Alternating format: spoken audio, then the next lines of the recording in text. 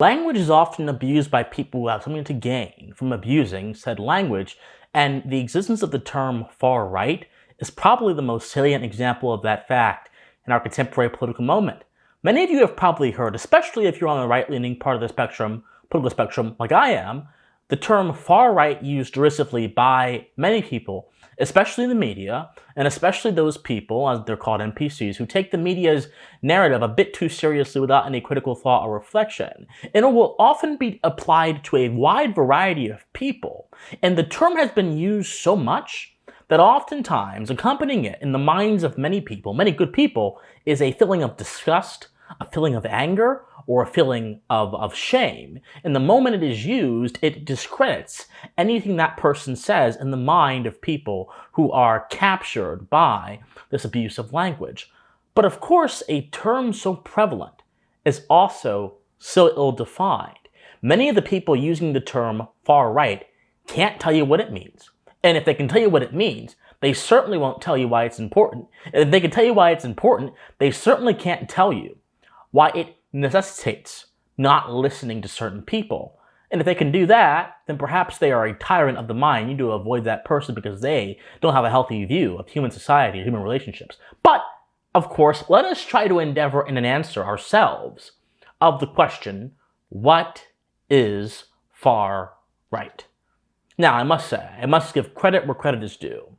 Jeffrey Tucker of the Brownstone Institute wrote a brilliant, very short column that I will link, and I'll reference in my video, but I will link in the description down below, going through kind of the history of the term and also some of its contemporary abuses. And he mentions that, for example, the candidate who is currently running for president of Argentina, who is very much individualistic and liberty-minded, he may very well win. He's been called far right. Other folks have been called far right merely for having viewpoints that seem to depart from the narrative. And so he mentions that this phrase is effectively used as a thought-terminating cliche to link unpopular beliefs with Nazism or fascism, the greatest evils of our world, and then to delegitimize that person who has those beliefs in the eye of the public, when in all reality, that those beliefs may be rather banal. Essentially, what Tucker concludes is that the term far right, being far right, in the current way that it's used, is nothing intelligible and simply means you're on the wrong side of the left-wing narrative that is predominant in our current age, or you're on the wrong side of the dominant narrative, the consensus shared by people on both sides of the aisle who don't critically reflect on the meaning of concepts.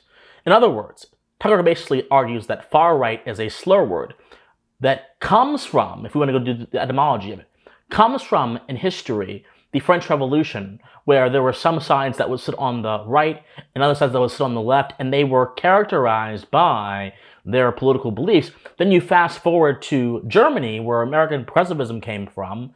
People think that progressivism is an American thing. No, actually it was an import from Europe with fundamentally anti-American ideas of government and political order. It comes over here and tries to centralize everything, control everything in the name of equity, in the name of egalitarianism, and he argues that's where far, right and left actually came from. The right-left political spectrum actually came from. And regardless of the details of that, because I have my thoughts there, this is a brilliant read, and I really, really encourage you to read it, because he's correct. Far right is essentially a slur term meant to induce you into a state of intellectual complacency, which leaves you open to the machinations of tyrants and leaves you open to bad actors who seek to prey on your naivete and your lack of defenses. That is what far right is. Now, having said that, that is his view, which I share.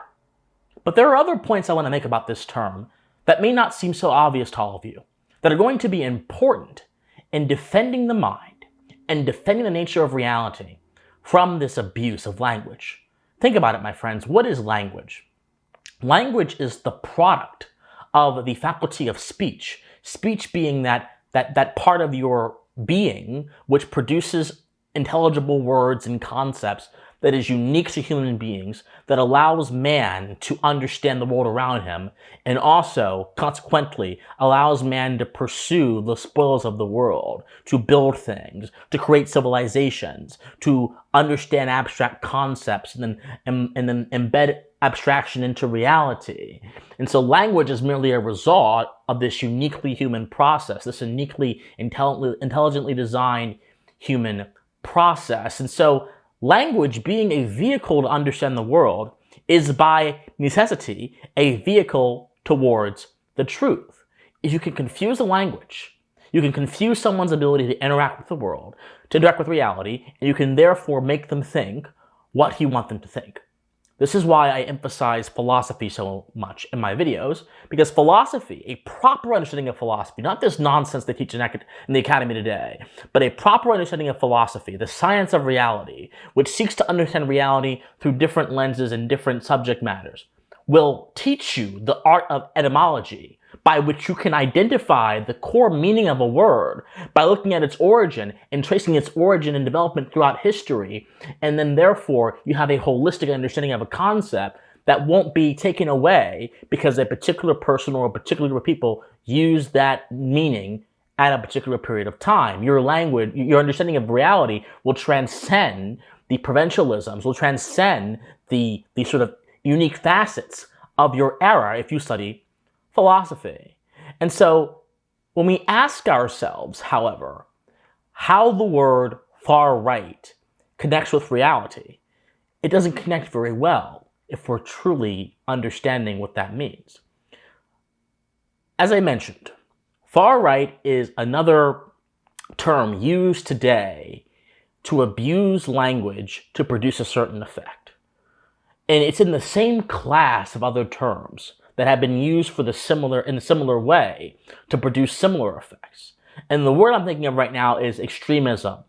I'm sure many of you have heard the term, he is an extremist. You've heard someone say, that person's an extremist, that's an extreme idea. And many people, on both the right and the left, are taken aback by that idea, and they merely confirm it in the course of a political conversation without actually testing it, without actually trying to see if the word extremism should have the significance that it has today. So if someone is called an extremist, there is generally a feeling, a urge to say that you are not an extremist, to say that you are not that. But the word extremism, when you actually look at what it actually means, the etymology of what it actually means in reality, actually has no value to it at all unless it's applied to a particular subject. What do you mean, Christian? All right. If you say that man is an extremist, and he's an extremist in terms of brushing his teeth. Well, is dental hygiene a bad thing? Is being extreme about dental hygiene a bad thing? Because if the opposite, not being an extremist, is going to result in tooth decay, gum disease, and a bunch of other things that can rot your mouth. How about this? That man is an extremist in terms of protecting children. Well, who has a problem with that other than pedophiles or people that want to hurt children? See what I'm saying? Extremism, in the abstract, seems so menacing and scary. But extremism, when applied to virtue, actually doesn't seem that bad at all if you have a proper moral understanding. And that's the problem. Most people in our current society couldn't care. They have a proper understanding of philosophy or morality. They simply are like sponges that soak up the crap the culture gives them, and they never question it. We have so many folks in American society that presume so many things that are not true, and yet the presumptions lead them to a place of comfortability and complacency, and therefore they never challenge their presumptions. Some of the greatest thinkers of this world are held back by untested beliefs that are untrue. At one point, some of the greatest thinkers of our time, of our human race, believed in crazy things. Believed that the earth was the center of the universe. Believed that the way you get schizophrenia out is by hammering a nail through someone's head. Some of the greatest thinkers of certain periods of time believed these crazy things because they had untested premises that were so common to their time that to question them would be possibly to question their very existence. We have to be careful. The practices of our era don't inform our moral character if they are not sound. That is the deal. So extremism has become a word used by the media, used by the intelligence agencies, and used by people in political arguments to discount and disqualify certain ideas, when in all reality, extremism is a neutral condition, a disposition, a attitude about something that is neither good nor bad unless it is applied to particular things. If you are an extremist in drinking alcohol, okay, you're going to have a bad liver, and you're probably going to die prematurely. That's bad. But if you are an extremist and keeping your contracts and your promises, you are being a steward of moral behavior. But far right, just like the term extremist, represents how politics has, the pursuit of political power, has abused language to ensure that certain perspectives are excluded and others are reinforced by intellectual laziness and complacency. You can thank the dominance of the intelligence agencies that collect your data without a warrant and get approved by these rubber-stamped courts that have no oversight. You can thank that for the complacency of the modern mind, the modern American mind towards certain ideas. You can thank the war on drugs, which has done nothing but produce carnage and chaos and has actually not stopped drug use in America. If you look at over time, you can thank that. You can thank the complacency towards ideas for that unfortunate phenomenon. I can go on and on and on and on. The castration of children in the name of benevolence, which, by the way, if you oppose that, you're far right too. You can thank for that happening the complacency, the intellectual laziness of parents who don't actually ask themselves, are you doing what is best for your own kids? So many of our social ills, unlike what the post-liberals and the traditionalists will say, don't come back to freedom.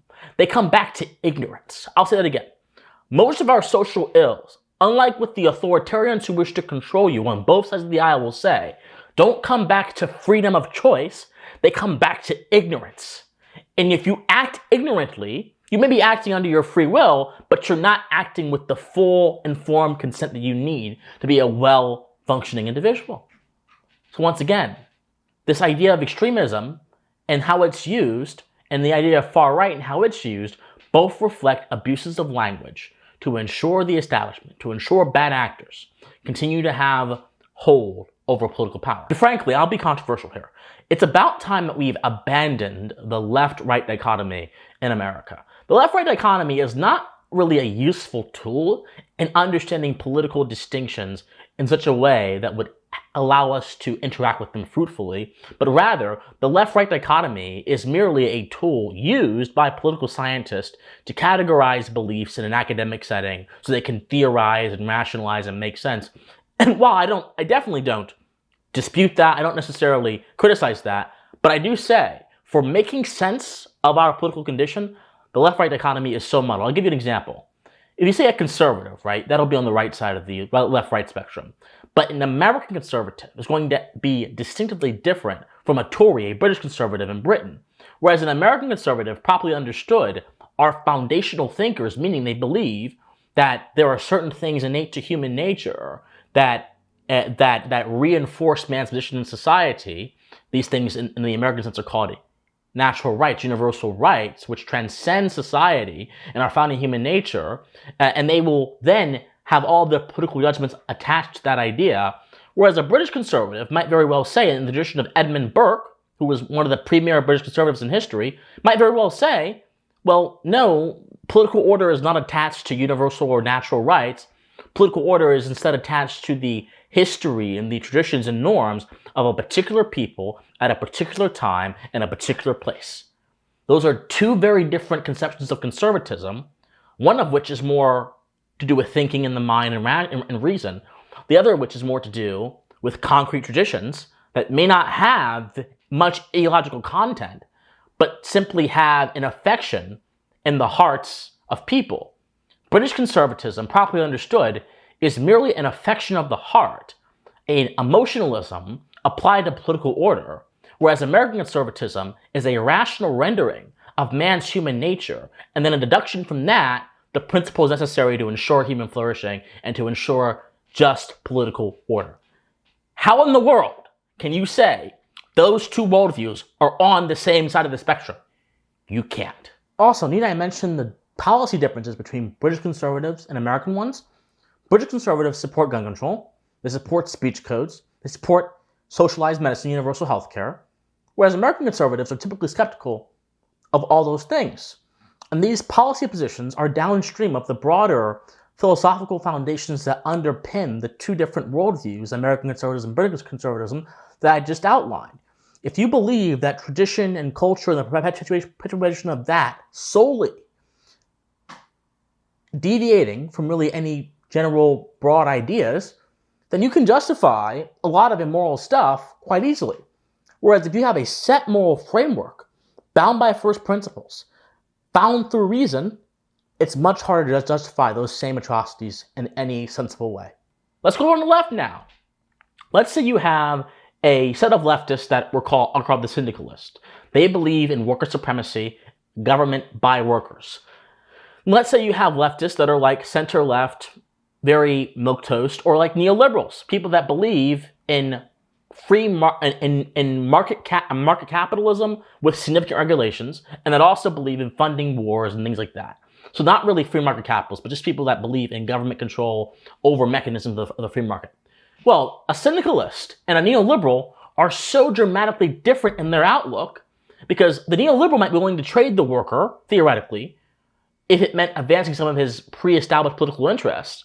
Whereas the syndicalists, their entire focus is on the collectivization of workplaces, on making sure that workplaces serve the worker, and using political force and political power, or some kind of political unit within that has to do with workplaces and workers to ensure their goals are upheld. How in the world can you tell me they are on the same side of the political spectrum? Or even a communist and a middle-of-the-road center-left person. How in the world can you tell me someone that believes in dialectical materialism, the idea that there are two set classes in the world, and one of those classes will prophetically rise above the other and overtake the other in some grand event? How can that person be on the same side as someone who just wants there to be Medicaid for all and wants there to be a universal health care, but still prefers to have some kind of other system that doesn't presuppose Marxism? Again, you can't. The left-right dichotomy is not really useful. It's not useless. It presumes the fact that there are different tribes in our society that believe different things, and that's where its usefulness begins, and that's where its usefulness ends. My friends, we must pursue the truth. We need a revolution of the mind. The best way to be immune and to escape abuses of language is by rejecting media narratives, by studying philosophy, by studying history, by studying theory, and also embracing common sense, which resides in everyone if they seek to recognize the light of common sense within themselves. That's the best way to be immune to these abuses.